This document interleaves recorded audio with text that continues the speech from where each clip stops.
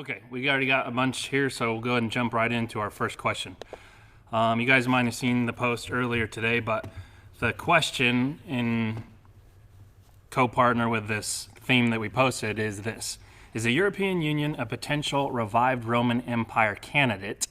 It says there's a huge battle between globalism and national sovereignty going on around the world, obviously here in America, but also in Europe with Brexit and other movements. Do we know from Bible prophecy that globalism will eventually win out? Question mark. Okay. First part of the question, yeah, I think it is. And the reason I say that is this: the Bible. What they're talking about is the Bible indicates that there's going to be a last world empire that the Antichrist rises out of, and without giving you a ton of verses, you can go to Daniel chapter 2, and there's a prophecy that's given to Daniel that comes from a dream that the king of Babylon, Nebuchadnezzar, had. And in that prophecy, he basically outlines Gentile dominion from that period of time up until the time of the return of Christ. And that theme is reiterated in a couple of other passages in the book of Daniel. You have the same theme as far as these empires go in Daniel chapter 7 and Daniel chapter 8. And then you've got some more specifics for the nation of Israel in chapter 9. So basically it goes like this. Babylon was a kingdom that was in control at the time, and Daniel, God recognizes Nebuchadnezzar as the head in that whole thing. It's a dream about an image. It's basically a big idol. And so the idol had a head of gold, arms and shoulders of silver, belly of bronze, legs of iron, and then feet of iron and clay mixed. And the feet of iron and clay mixed in that passage and in other passages is identified as being 10 nations. And so it goes Babylon, the Medes and the Persians conquered Babylon, and then after Babylon came, or after the Medes and the Persians came the Greeks, after the Greeks came the Romans, and then the Bible talks about the fact that that 10-nation confederacy at the very end comes out of that last kingdom, the Roman Empire.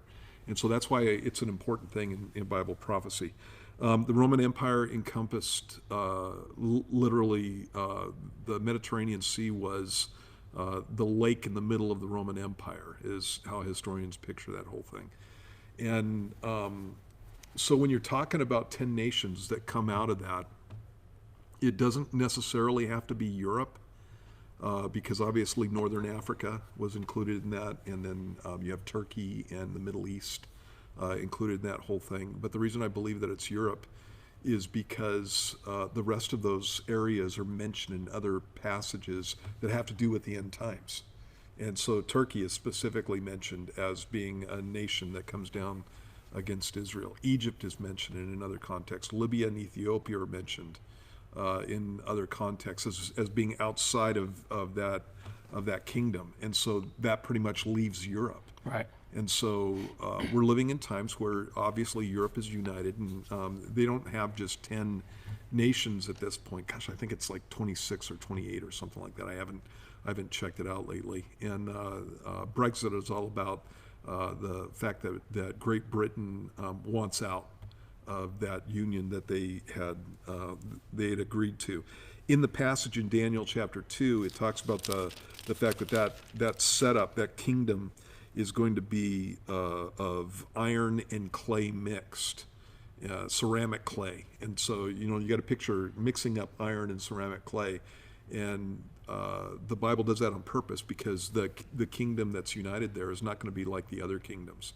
It's not going to be unified. And that's one of the things that you see with the European Union.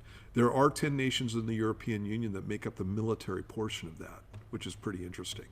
And so the Bible indicates that out of that revived Roman Empire, the Antichrist is going to come from that situation. And in the book of Daniel, he's pictured as a little horn, and he's pictured, as a guy with a big mouth. and basically he's a braggart, and he deceives the world by promising peace and all of this stuff. There's a lot of cool stuff that goes along with it. So yeah, I think that Europe is a good candidate for that. And what's interesting about that is the Europeans have been trying for the last 1,500 years to get the Roman Empire back together. Right. And it's in our times that it looks like it's happening. Yeah. In exactly the way the Bible says. Yeah. So it's really interesting to me. I mean, obviously I'm an American, but like even down to our social issues, the major political issues are like things like the border. Do we have a national right to secure the border, or is it open to basically anyone in the world?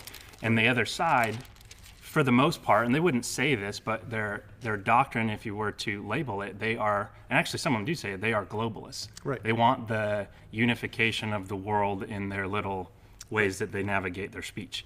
Not only that, not only the border, but on social issues, there's just so many, I can't even list them. And it seems like, to me, and this is my opinion, but we have this pulse that there's a fight back towards that. And there's a lot of people, obviously, because Trump got elected, that are on the other side of national sovereignty. But it seems like within an election or two, when they were, or if they're going to get in power, like I could just see this whole wave coming over and being pushed. And not only in the 10 nations you mentioned in Prophecy in Daniel 9, but we also know one world government.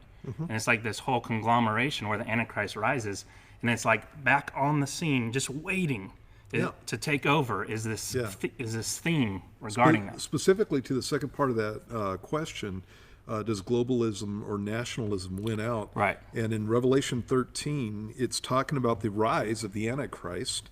And it says in verse 4, so they worship the dragon who gave authority to the beast, and they worship the beast, that's the Antichrist, saying, who's like the beast who is able to make war with him? And he was given a mouth speaking great things and blasphemies, and he was given authority to continue for 42 months.